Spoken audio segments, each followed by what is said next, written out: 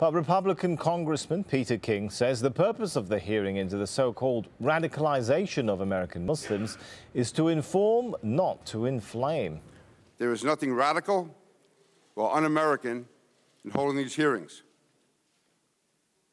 Indeed, congressional investigation of Muslim American radicalization is the logical response to the repeated and urgent warnings which the Obama administration has been making in recent months. We're joined now by Democratic Congressman Andrew Carson. He's one of two Muslims serving in the U.S. Congress. Thanks so much for being with us. Peter King maintains that there really isn't enough of an effort to counter what he calls the radicalization of American Muslim communities. Is he wrong? I think the problem happens when we have these investigations in a silo and use the institution of the U.S. Congress to do so. When we talk about terrorism, we have to broaden the scope. We have to talk about neo-Nazis. We have to talk about skinheads and others who have proven to pose a greater threat to our internal security. That is not to say that extremists who claim to be Muslims shouldn't be monitored, shouldn't be dealt with effectively and brought to justice. But my hope is that we broaden the scope and include all terroristic activity and not just limit to so-called Muslims. Why shouldn't it be held in the Congress, sir? He says it's precisely the sort of effort that should be carried out. Well, I think Congress is a great start, but we have to broaden the scope. A study was released not too long ago that listed so-called Islamic jihadists at a distant 11 behind the Ku Klux Klan, behind neo-Nazi groups, behind anti-immigration groups, behind other groups. And so my concern is that the American people will be misinformed, and we will exacerbate existing tensions and hostilities in this country against Muslims. It's unacceptable, and we have to speak out on it as people of goodwill. Well, if the threat perhaps from armed elements within the Muslim community is behind all those other groups that you put there, what is driving this? I mean, is there a political agenda that's driving the focus onto Muslim communities? Well, I don't know what's in Chairman King's head, but one gets the sense that this could perhaps be an attempt to strengthen his national profile. My hope is that he doesn't do it on the backs of the millions of Muslims who are making positive contributions in our country today. Given our economic downturn, there are Muslims who are putting Americans back to work. Given our worsening health condition, there are Muslim physicians in our major hospitals who are helping fellow Americans. And so Muslims are making a great contribution. We can't isolate Muslims. We need the help of Muslims to win the war against terrorism in the United States. All right, Andrew Carson, good to get your thoughts. Thank you. Well, Alassane Ouattara says the African Union has endorsed him as the rightful leader of Côte d'Ivoire. He made the declaration at an African Union summit taking place in Ethiopia. It's the first time Ouattara has left Côte d'Ivoire since the political standoff began.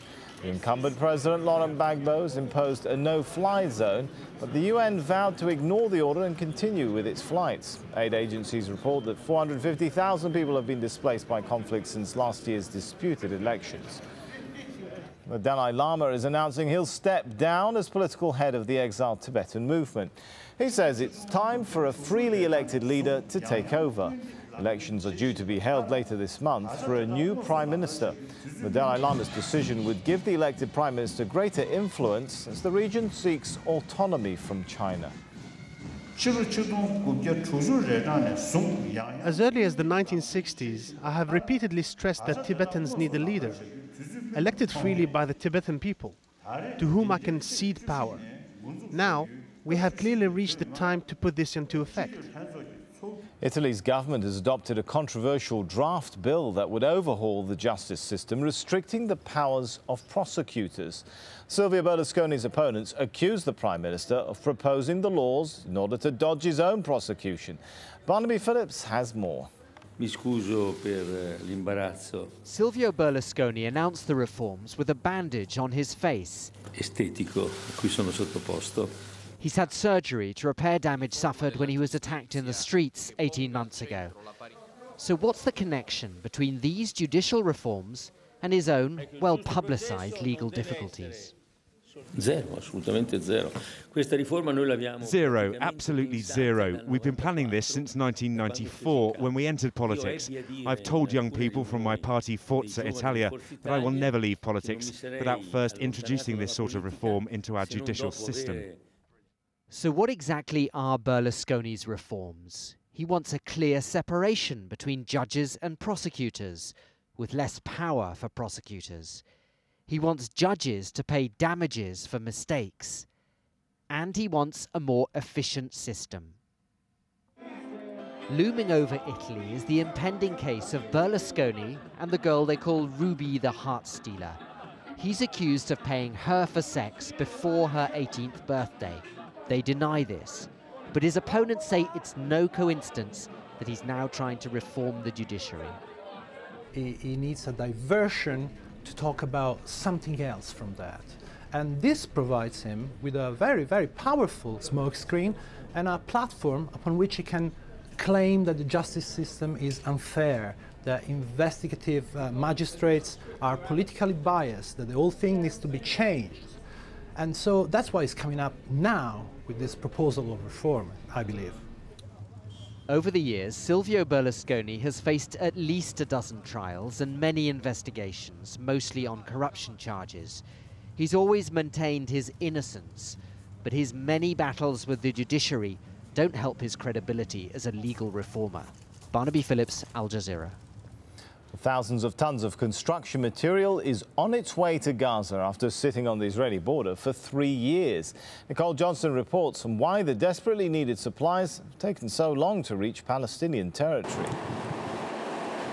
Millions of dollars worth of gravel bound for Gaza. This material is desperately needed to rebuild the strip.